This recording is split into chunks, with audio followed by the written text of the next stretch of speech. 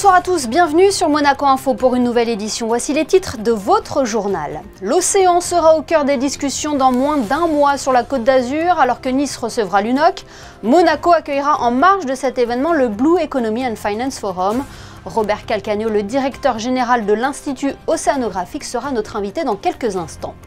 À 3 jours du choc face à l'Olympiakos dans le Final Four de l'Euroleague, dans quel état d'esprit est la Roca Team? Nous écouterons l'entraîneur Vassilis Spanoulis et Matthew Strazel. Un champion olympique de saut en hauteur au stade Louis II, le néo-zélandais Hamish Kerr est venu partager un moment avec les licenciés de l'AS Monaco Athlétisme et nous y étions. Monaco au rythme du Grand Prix de Formule 1, différents événements sont organisés en amont de ce mythique rendez-vous automobile. Et comme vous pouvez le voir, Charles Leclerc est déjà en principauté. C'est l'un des événements majeurs du mois prochain en principauté, les 7 et 8 juin, dans le cadre de la conférence des Nations Unies sur l'océan. Monaco accueillera le Blue Economy and Finance Forum. Il réunira des chefs d'État et de gouvernement, des entrepreneurs et des acteurs engagés de l'économie bleue. Mais que devons-nous comprendre derrière ce terme? Quel est l'enjeu pour Monaco d'organiser un tel événement? Pour le savoir, nous sommes en duplex avec le directeur général de l'Institut océanographique. Bonsoir Robert Calcagno. Bonsoir Amélie. Qu'est-ce qui se cache tout d'abord derrière ce terme d'économie bleue? L'économie bleue, alors c'est un terme qui est l'économie, les activités économiques des entreprises, bien sûr liées à la mer, et ça il y en a beaucoup. L'économie bleue, c'est les activités économiques qui sont liées à la mer, mais qui à la fois respectent la biodiversité et les communautés locales. Et ce Blue Economy and Finance Forum va jouer un rôle important dans la mise en lumière des initiatives déjà mises en place? Oui, dans la mise en lumière, mais surtout dans la création et dans le développement de ces initiatives. Parce qu'un constat que nous faisons, c'est que nous progressons vraiment très bien. Soyons quand même satisfaits sur la sensibilisation à la protection de la nature et de l'océan.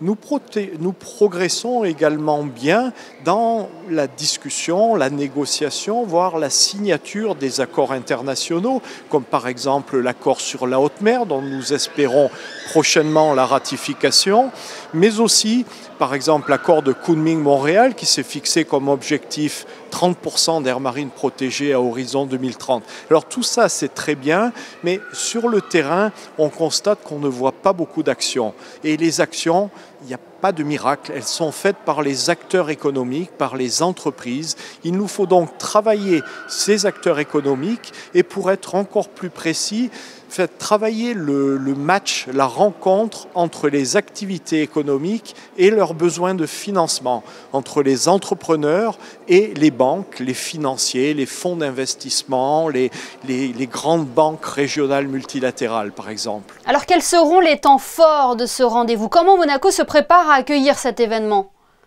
Alors c'est un travail qui est très lourd. Alors certes, nous avons l'habitude à Monaco d'organiser de nombreuses rencontres et conférences. Et j'ai en tête bien entendu la Monaco Blue Initiative que nous organisons tous les ans, la 3e semaine de mars. Mais cette rencontre, elle est encore plus importante puisque nous allons accueillir près de 1500 personnes au Grimaldi Forum, des chefs d'État, des chefs d'entreprise. Par exemple, Madame Christine Lagarde, la présidente de la Banque européenne, sera avec nous. Des grands patrons d'entreprise comme Monsieur Saadé, le patron de CMA-CGA, le vice-président opérationnel du port de Shanghai sera avec nous. Donc vous voyez, c'est juste pour vous donner quelques exemples, la palette de personnalités qui seront présentes et qui nous permettront de discuter. Et cette réunion se déroule en fait juste avant la grande réunion UNOC à Nice. Alors UNOC, ça veut dire United Nations Ocean Conference, la conférence des Nations Unies pour l'océan, qui se déroulera à Nice juste à la suite de cette rencontre sur l'activité économique de la mer.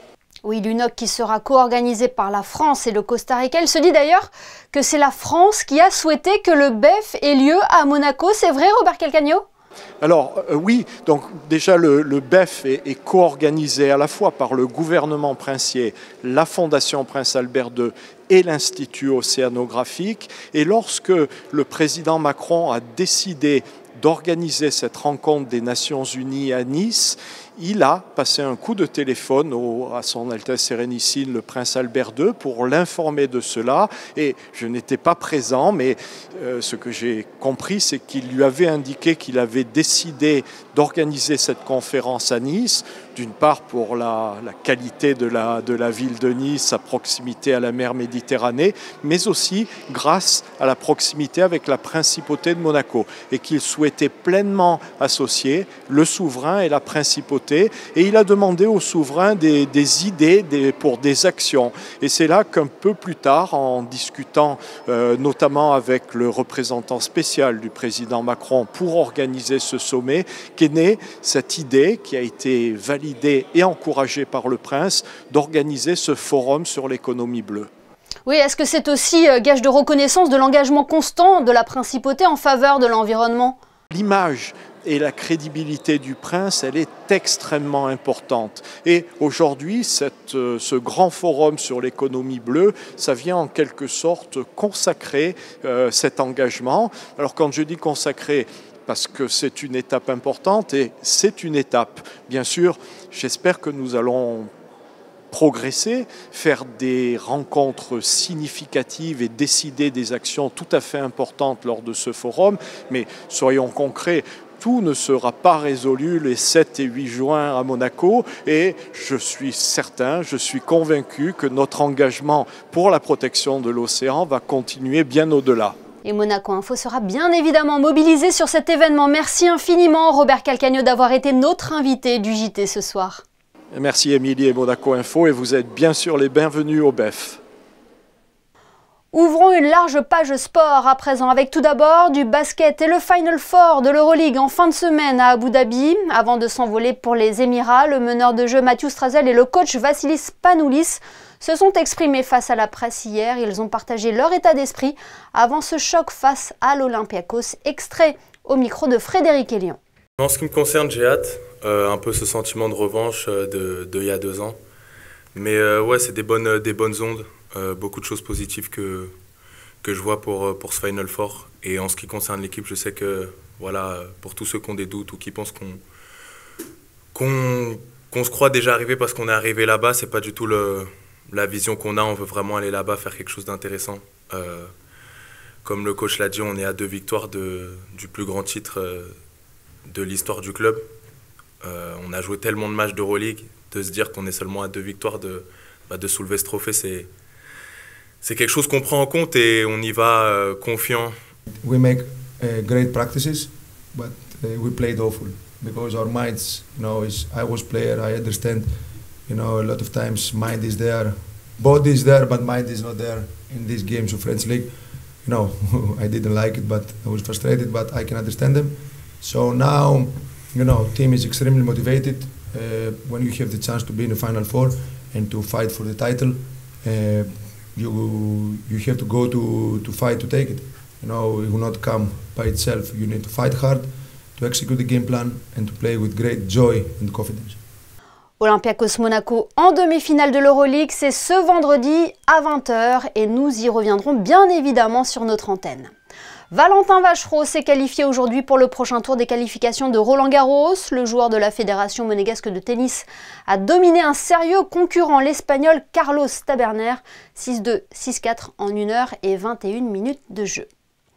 Il est champion olympique et veut désormais transmettre sa passion aux plus jeunes. Le sauteur en hauteur, Amish Kerr, médaillé d'or aux Jeux de Paris, était hier au Stade Louis II pour une initiation avec le club d'athlétisme de l'AS Monaco. Gaëtan Lebrun et Julien Laugier vous résument cet entraînement pas comme les autres. C'est un moment que les jeunes athlètes du club d'athlétisme de Monaco ne sont pas prêts d'oublier. Sur la piste du stade Louis II, ils ont eu l'honneur de s'entraîner, mais surtout d'apprendre aux côtés d'Amish Kerr, médaillé d'or pour qui les Jeux de Paris ont tout changé. It was obviously a goal that I'd been working towards for a very long time, and to be able to achieve that was very special for me and also for my country. We've had a few Olympic champions in track and field over the years, but never in high jump, and so yeah, it was very special. I go home now and I get recognised a lot more, and a lot more people, want my time, but that is also something that I'm very grateful for. Partager sa passion, mais surtout inspirer les générations futures. Avec ce saut record de 2,36 m il y a un an, Amish Kerr peut désormais être un modèle et sensibiliser de nombreux jeunes à pratiquer une activité sportive. Is the most important part of my job is inspiring the next generation of athletes. I think these days, there's so many more things that can keep children inside and keep them, they love to be on their screens and watch TV and all the rest of it. But I think, if they realise that outside there's some beautiful things to do, and if I can inspire even a few people to do that, I'm very, very happy. Une initiation en prévision du meeting Hercules qui débutera cette année le 11 juillet 2025. Et Amish Kerr sera au rendez-vous le 11 juillet au Stade Louis II. Autre compétition à suivre, les Jeux des petits États d'Europe. 123 athlètes défendront les couleurs de la principauté en Andorre. Parmi eux, le doyen de la délégation monégasque Bernard Amadei, un spécialiste du ball-trap. Frédéric Elion et Thomas Deus sont allés à sa rencontre sur son lieu d'entraînement en Italie. C'est un site magique situé sur les collines de Ventimiglia, à une 50aine de minutes de route de Monaco. Le club Tiro a Volo Ventimiglia, un terrain de jeu idéal pour des tireurs hors pair, les spécialistes du ball-trap. Parmi eux, Bernard Amadei qui pratique ce sport depuis l'adolescence. On a un fusil calibre 12 à 2 coups, parce qu'on tire un plateau d'argile, on a droit à 2 cartouches. Quand on le casse du premier ou deuxième coup, c'est toujours un plateau de cassé, un gilet, impérativement un casque, lunettes. J'ai commencé à 17 ans à faire des compétitions de ball-trap. Dans la famille, non, mon père était chasseur, mais moi non. Et en fait, j'ai un copain, un ami d'enfance, qui lui a fait du tir à l'âge de 17 ans. On est partis ensemble parce qu'il habitait 2 maisons à côté de moi. Et donc voilà, ça a démarré tout simplement, bêtement comme ça, quoi. Très rapidement, Bernard intègre l'équipe de France de skeet, où il participe au championnat d'Europe, puis au championnat du monde. Après une pause de 35 ans, il reprend du service et fera son retour avec Monaco cette fois-ci pour participer aux Jeux des petits États d'Europe en Andorre fin mai. Je suis très fier de pouvoir participer à Andorre. J'ai fait des Coupes du Monde, mais jamais des Jeux. On va être 130 participants de plusieurs disciplines, tous à combattre et à essayer de faire une médaille. Donc je pense qu'il va y avoir une émulation. Je pense que c'est autre chose que quelque chose d'individuel, quoi. Le ball-trap, c'est une discipline où la précision et la gestion des nerfs est primordiale. Le moindre dixième de seconde et vous ratez le plateau, cette cible volante en argile de 110 grammes et 11 cm de diamètre.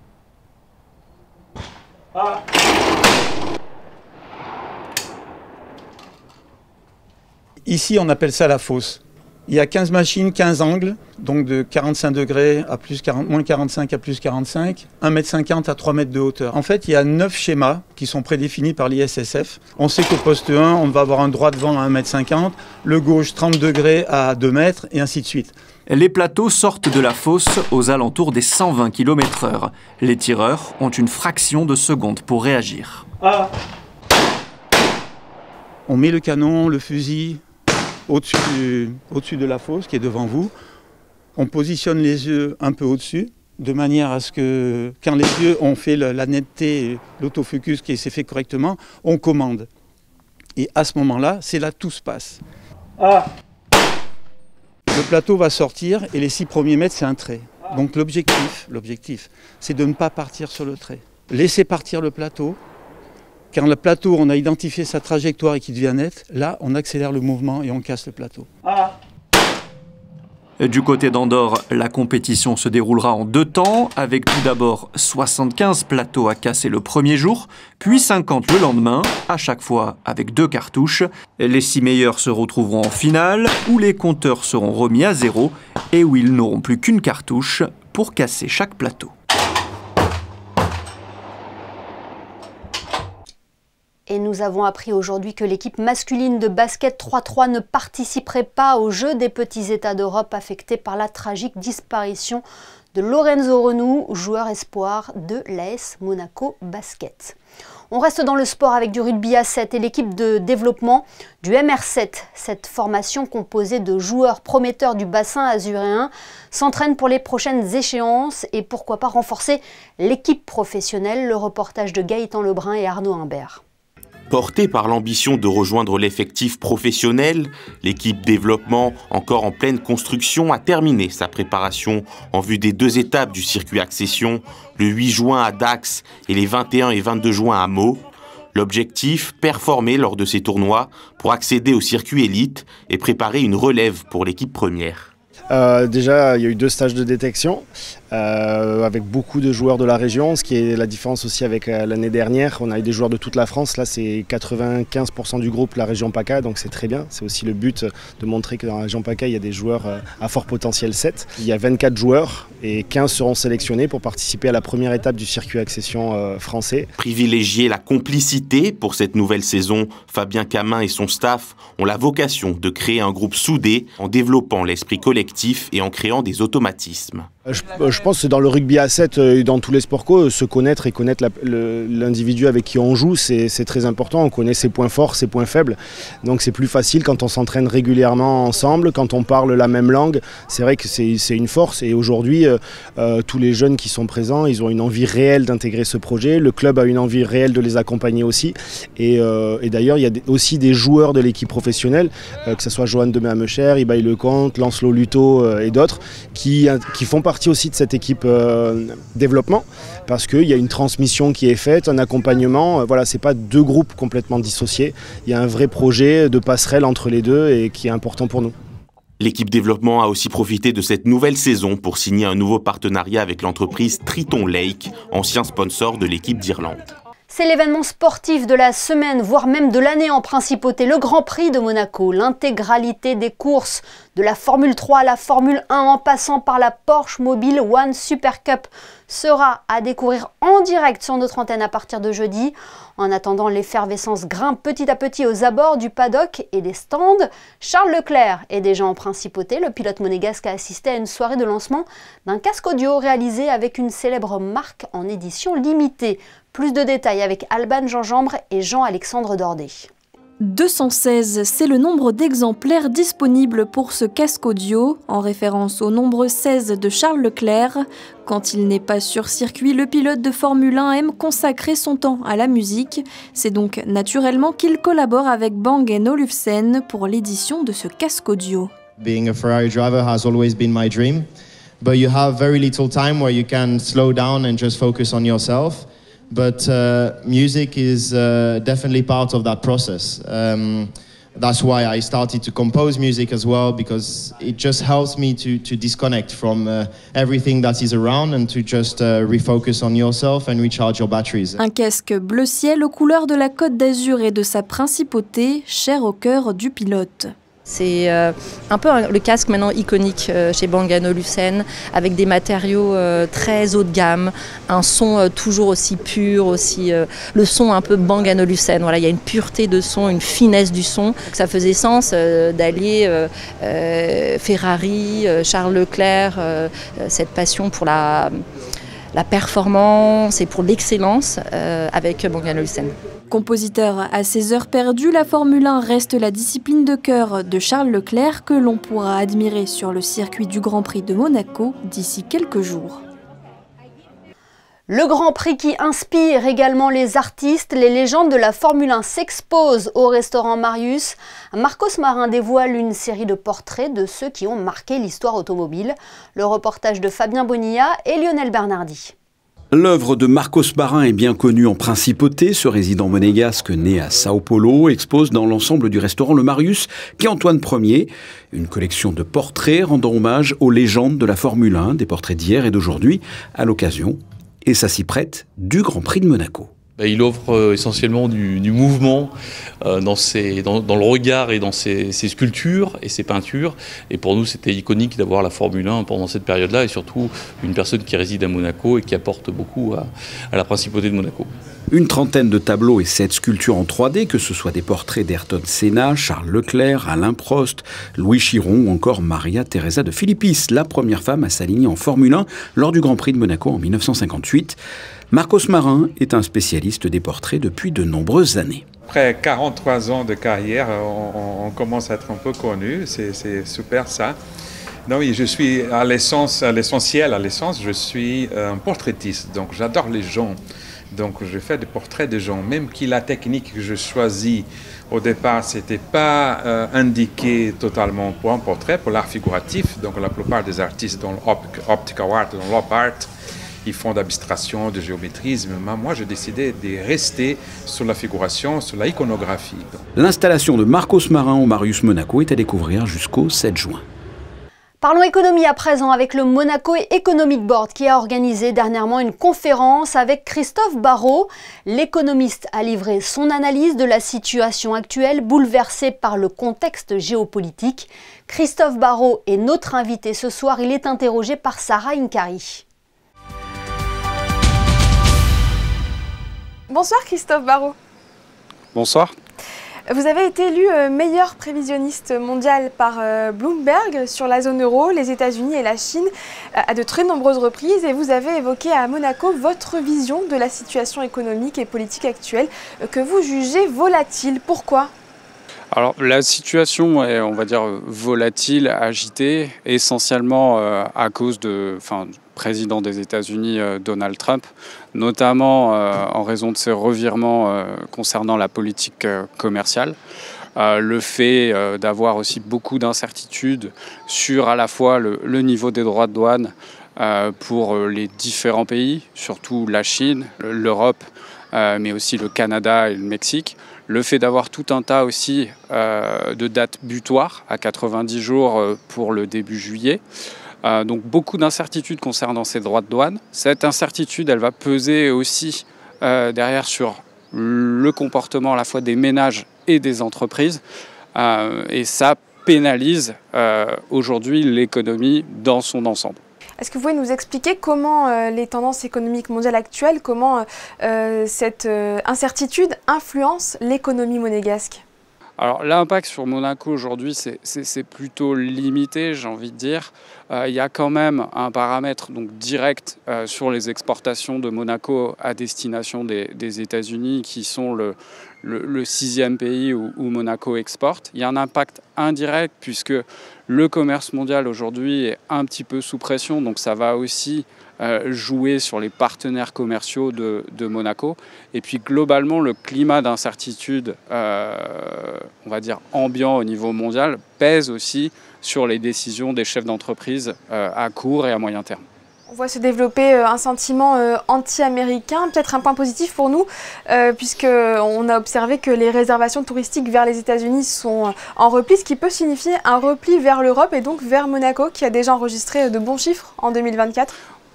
Exactement, c'est le côté positif, c'est qu'on a pu observer que sur les réservations pour cet été et sur la fin d'année à destination des États-Unis, c'était beaucoup replié, sachant que l'Europe est une destination extrêmement attractive, que le secteur de l'hospitalité est plutôt un secteur très résilient. On peut imaginer qu'il y ait un repli vers l'Europe et donc vers Monaco qui avait affiché des résultats assez encourageants en 2024, mais aussi début 2025. Et quelles sont vos prévisions de croissance pour les mois à venir, pour la zone euro et pour la Chine ? Alors pour la zone euro, on estime que la croissance sera de l'ordre de 0,8% en 2025, donc assez similaire à ce qu'on a connu en 2024 où c'était 0,9%. L'idée, c'est qu'on a eu un bon début d'année, donc un bon premier trimestre. Maintenant, on devrait rentrer un petit peu dans le dur avec les droits de douane qui ont été imposés, donc le tarif de base de 10%, plus des droits de douane sur l'automobile, qui devrait affecter notamment l'Allemagne. Néanmoins, il y a des facteurs favorables, comme la reprise du crédit, qui est essentiellement due à une politique monétaire plutôt accommodante. Et d'ici la fin d'année, on devrait avoir une politique fiscale aussi plutôt favorable, puisque la zone euro a décidé de dépenser plus dans le secteur de la défense. L'Allemagne va suivre et aussi commencer un peu plus à investir dans les infrastructures. Mais cet impact-là, on le verra que sur le dernier trimestre, à partir du dernier trimestre de cette année. Maintenant, concernant la Chine, on est sur vraisemblablement un ralentissement sur l'ensemble de 2025, puisque on devrait avoir une croissance de l'ordre de 4,6% contre 5% l'année précédente. La Chine qui est victime, la première victime de la politique commerciale de Donald Trump. Néanmoins, pareil, des facteurs favorables avec une politique monétaire toujours plus accommodante et aussi une politique fiscale qui devrait soutenir l'investissement, notamment dans les infrastructures et aussi tous les secteurs d'avenir à haute valeur ajoutée dans la tech, donc tout ce qui peut être lié à la robotique, aux drones, aux véhicules électriques, etc. Et est-ce que les États-Unis en particulier vont connaître une récession? C'est la question que beaucoup se posent. Alors notre scénario, c'est qu'il devrait finalement l'éviter, essentiellement puisque Donald Trump a une approche... Aujourd'hui, il y a eu un réel pivot, à savoir qu'on sait qu'il veut faire un maximum d'accords commerciaux. On sait également qu'il souhaite relancer l'activité via des baisses d'impôts, mais voilà, ça va dépendre de sa capacité à la fois à réaliser des accords commerciaux et des baisses d'impôts rapidement pour éviter cette récession technique, à savoir 2 trimestres de PIB négatifs. Merci beaucoup Christophe Barraud d'avoir partagé votre expertise sur notre antenne. Merci beaucoup. Avant de refermer ce journal, la mairie de Monaco a annoncé aujourd'hui l'invité exceptionnel de la fête de la musique 2025. Le célèbre DJ producteur Mosimann se produira sur la scène du quai Albert Ier le 21 juin prochain. L'entrée à ce concert sera libre et gratuite. Ce journal est à présent terminé. Merci de nous avoir suivis. Dans quelques instants, la météo d'Alban Gingembre, puis un magazine proposé par Vanessa Dessy sur le récent déplacement du prince Albert II dans le sud de l'Italie. Excellente soirée à tous et à demain, 19 h, pour une nouvelle édition sur Monaco Info.